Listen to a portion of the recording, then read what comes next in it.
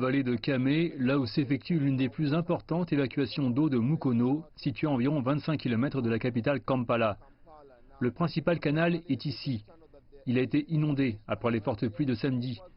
La plus grande partie de l'eau qui coule ici provient des collines. Les fortes pluies ont provoqué des destructions importantes ici, aussi bien sur le plan des récoltes que chez les habitants.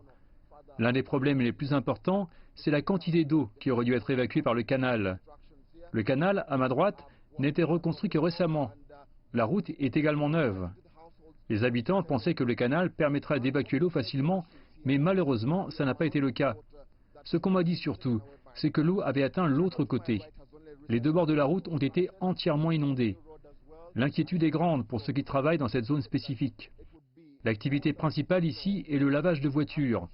3 véhicules ont été emportés par les eaux. Un des employés qui travaillait ici s'est retrouvé coincé dans sa voiture. Cependant, il a heureusement été sauvé et nous a raconté ce qui s'est exactement passé. Parlez-moi des problèmes d'inondation que vous avez eus ici. On a trouvé une solution?